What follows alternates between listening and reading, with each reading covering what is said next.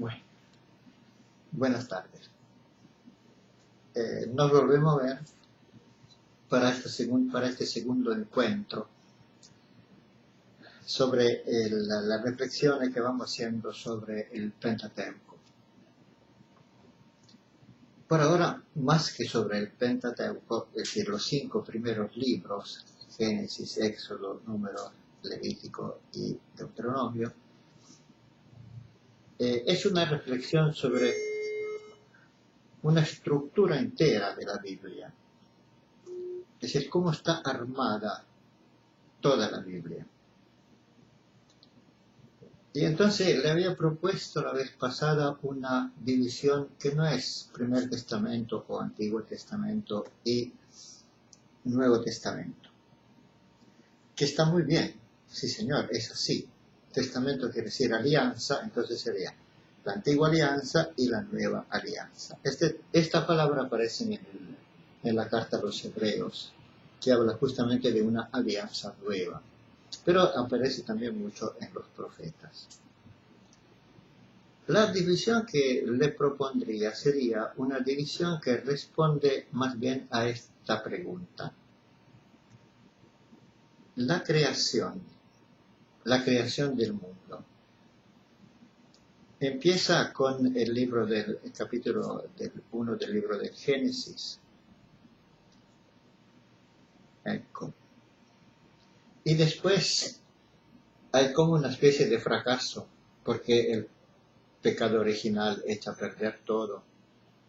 Entonces parecería como que aparece un plan B, que sería la venida de Jesús, y que Él recupera al ser humano y entonces lo puede llevar a una nueva creación. El problema de esto, a mi parecer, es que en Dios no hay plan B. El que quiere lo hace, y lo hace. Entonces, la estructura que yo le propondría sería más o menos una cosa así. La división de la Biblia la daría con el capítulo 1 del libro del Génesis, aparte, el séptimo día. Eso está en sí mismo. Sería como decir, ¿qué idea tenía Dios cuando empezó a crear? Después viene el capítulo 2, versículo 4b, hasta el capítulo 11, versículo 26, que sería todo el tema del diluvio universal, prácticamente. Que me hace un planteo que se opone al primer capítulo, porque el primer capítulo termina diciendo, el séptimo día Dios vio que todo estaba muy bien. Esto sería el capítulo 1, 31, el versículo que cierra la creación en 6 días. Y después se habla de un séptimo día. Pero la relación entre los 6 días y el séptimo no es como que el séptimo se añade a los 6, sino que el séptimo está en contraposición a los 6, lo mira, digamos así, los mira en la cara. ¿Y qué quiere decir que los mire en la cara? Bueno, esta es una fórmula 6 y 1 que se lee así. Lo que acontece en los 6 días tiende al 1 para poder funcionar. Y el 1, que sería el séptimo, va hacia los 6 y tendría, digamos así, como una cierta energía, por la cual los 6 días anteriores, todo lo que ha sido hecho en los 6 días anteriores, empieza a funcionar, según el fin por el cual había sido creado. Esta fórmula viene de la literatura de Babilonia, y es más o menos del 600 antes de Jesucristo. Hay muchos textos, también textos ugaríticos, en donde se ve esto, se describe una realidad como un esfuerzo continuo durante 6 días, pero que no logra el resultado. Cuando llega el séptimo, alcanza. Esta manera de pensar es la que está en el capítulo 1 del libro de la Biblia. Entonces, ese capítulo es aparte, porque sería la creación que Dios hace, está perfectamente bien.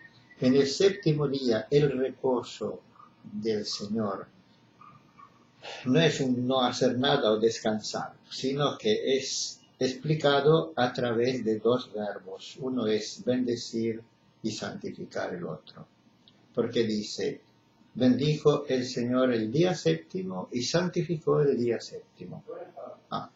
Bendecir y santificar un día.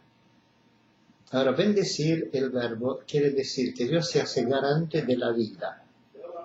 Quiere decir que ese día tiene toda la garantía, porque Dios se hace cargo, de pasar vida a los 6 días anteriores, a todo lo que ha sido creado antes.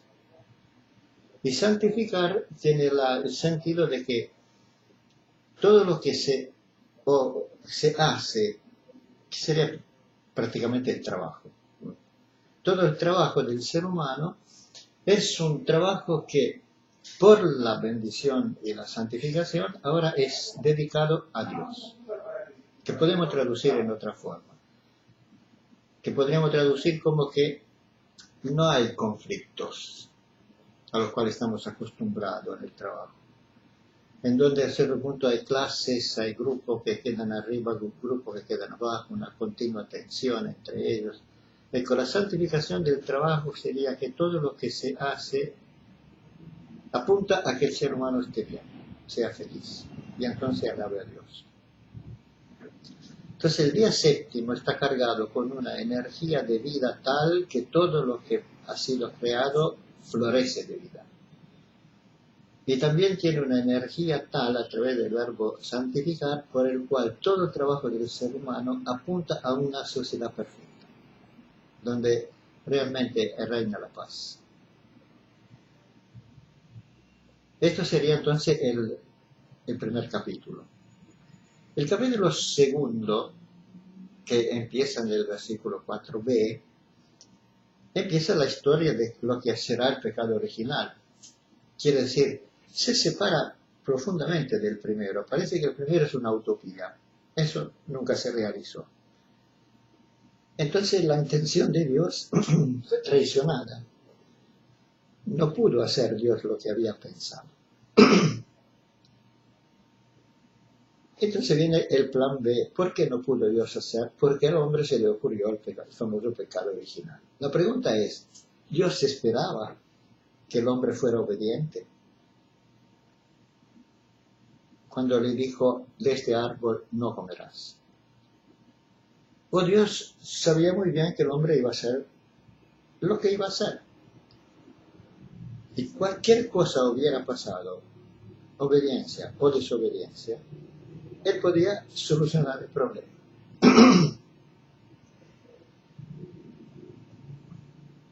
Estando así las cosas, entonces, lo que ha sido la rebelión del hombre a Dios no está solo en el tercer capítulo con el árbol de la vida, de la ciencia del bien y del mal, sino que está en toda la narrativa hasta el arco iris, terminal del diluvio, o a la Torre de Babel, o la dispersión de los pueblos. Sería hasta el capítulo 11, versículo 26. Porque hasta ahí toda la manera de hablar de la Biblia, yo diría que del tipo mítico. Son mitos. El diluvio. Los sumerios ya tenían el famoso mito del diluvio con Gilgamesh. Y los sumerios son del 2900 a.C. Esa narrativa del diluvio de Gilgamesh fue copiada y copiada por todos los siglos que siguieron, hasta los asirios, los babilonios. Quiere decir que fue muy impactante esa forma de pensar que creó el diluvio universal. Entonces, del capítulo 11, versículo 27, no se habla más en términos de mitos. sino que se habla ya en términos de historia. ¿Y cuál es la historia que se narra ahí? La primerísima forma de ser historia, porque la historia funciona sobre un tiempo que pasa y sobre el principio de causa y efecto. Durante este tiempo pasa esto, porque había pasado esto, porque había pasado esto. Y la primera forma de historia es justamente una forma de escribir que está en la Biblia de los capítulos, desde el 5 en adelante, que es la descendencia. El tal nació del tal, el tal nació del tal, el tal nació del tal. En el capítulo 11, versículo 27, empieza la descendencia de Abraham. Ahora, la descendencia de Abraham cae en la historia, no es más mito. ¿Y por qué cae en la historia? Porque según los estudios y lo que aparece en la Biblia del ámbito de Abraham, etc., es la historia del 1750 a.C., el modo de vida de los nómadas de la zona del Lejano Oriente Antiguo, las relaciones sociales que tenían, los métodos de alianza que tenían, responden a esa época. Entonces podríamos decir que los primeros 11 capítulos de la Biblia hasta el 11,26, menos el primer capítulo, sería una forma mítica de representar ¿qué cosa? De representar la situación de la humanidad cuando se aleja de Dios. Y en estos capítulos, lo que está al centro es el diluvio universal. Porque cuando habla de que Dios piensa hacer el diluvio universal, miren que estamos en un mito, dice, al ver Dios, el capítulo 6, versículo 5, al ver Dios que las trazas del ser humano eran malas desde su juventud y que no pensaba otra cosa que en malas intenciones, entonces aparece el diluvio. Cuando termina el diluvio, se repite la misma frase. Al ver Dios que las trazas del corazón humano eran siempre malas de continuo, fin del nacimiento, etc. Entonces, como que el escritor sagrado cerró toda la narrativa del diluvio entre dos frases idénticas. Esta es una técnica poética muy, muy corriente dentro de la Biblia, o no solamente en la Biblia, dentro de toda la literatura del Mediano Oriente Antiguo. Cuando yo necesito hacerte decirte, mira, lo que te estoy contando es muy importante, pongo una frase antes de contártelo y cierro con la misma frase para decir, está como entre corchetes, esto es lo importante.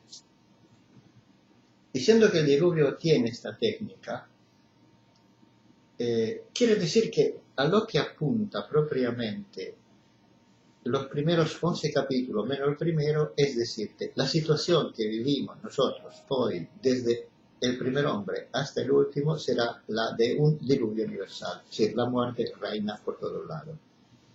Y nosotros esto lo podemos ver, porque la muerte, la verdad, que está en la calle, está en la casa, está por todos lados y está al acecho, en todas las formas.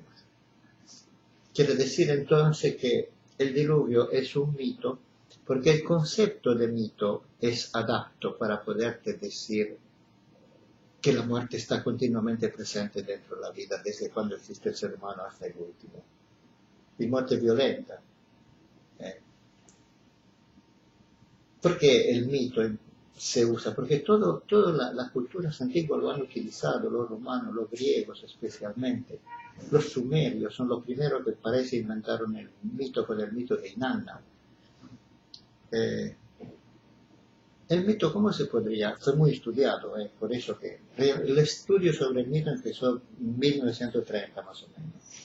Por eso que antes, esos capítulos de la creación de Adán y Eva, del pecado original, de Caín y Abel, de la Torre de Babel, etc., se pensaban como reales, como que acontecieron. No es así. Porque ¿qué es el mito?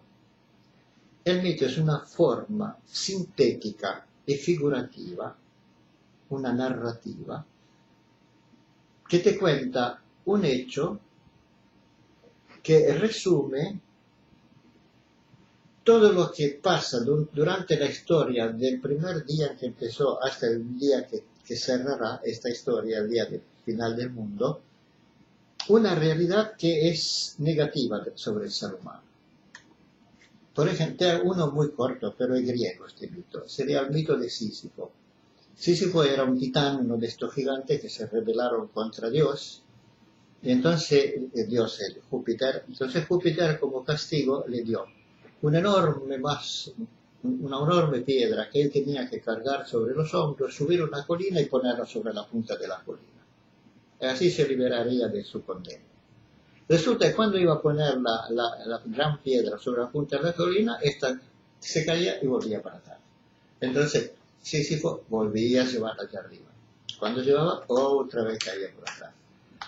Esto nunca existió, ni existió Sísifo, ni existió nada de todo esto. Pero ¿qué quiere decir esta narrativa, este cuento? Quiere decir que todo esfuerzo de la humanidad para llevar a coronar e implantar una situación estable, definitiva, será destinado al fracaso, porque nunca llegará. Empezará de nuevo, y empezará de nuevo, y empezará de nuevo. Podemos hacer varios ejemplos de esto, ¿no? Piensen por el tema de la jubilación. ¿Cómo ha sido resuelto durante la historia y hasta el día de hoy? Y sin embargo, no hay solución todavía. Así que volveremos sobre este día de mito para tratar de ver justamente los mitos que van desde el capítulo 2.4b hasta 11.26 la próxima vez. Muchas gracias.